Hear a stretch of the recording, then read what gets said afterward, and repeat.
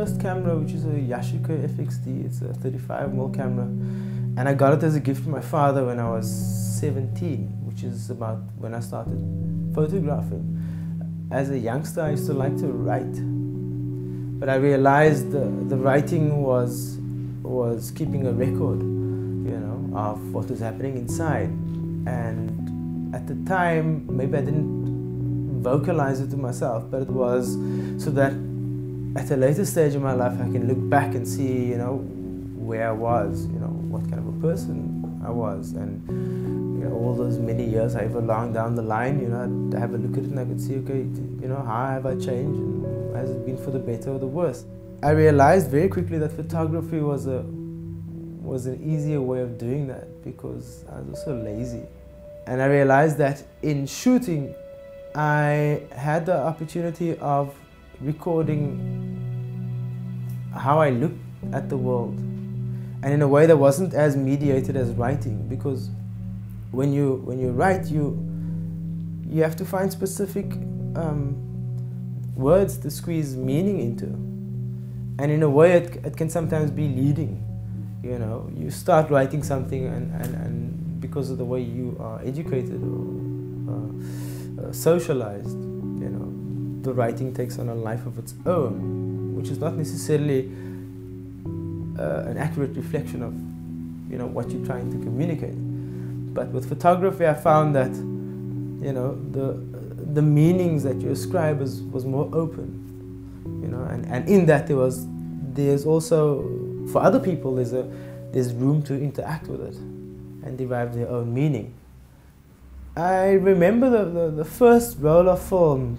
I was still at high school at the time, and it was the memorial services of Chris Hani.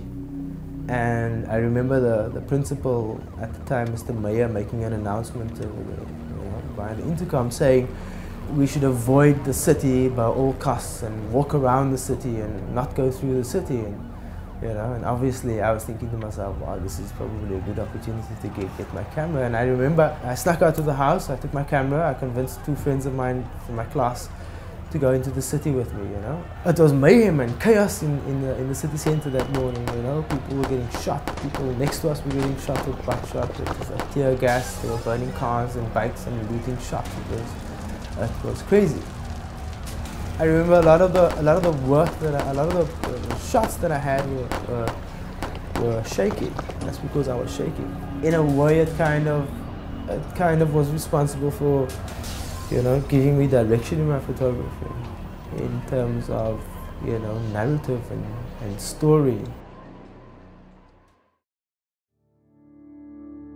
When I started working for the Mail and Guardian, I was very fortunate because I realized, you know, that I didn't want to take photographs of accident scenes and, you know, carnage and blood and guts and all of that, because I believe that whatever you see, it stays inside your heart and it affects you and it influences you. And I thought to myself, look, I don't want that.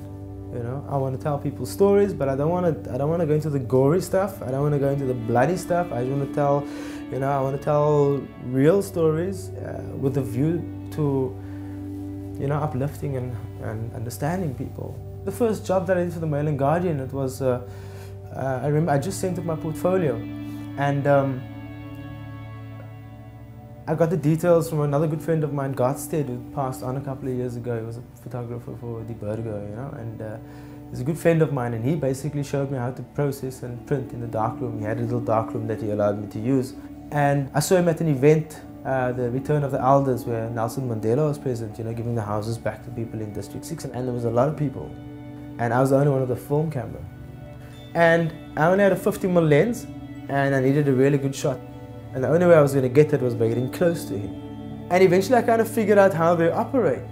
And I saw, because what they do is they scout out the next place for him to go.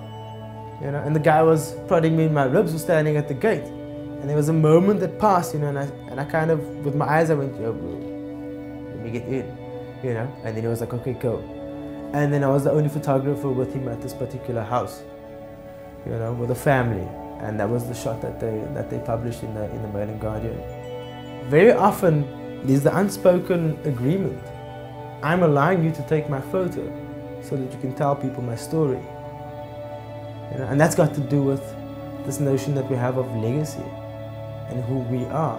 And once we leave here, what do we leave behind?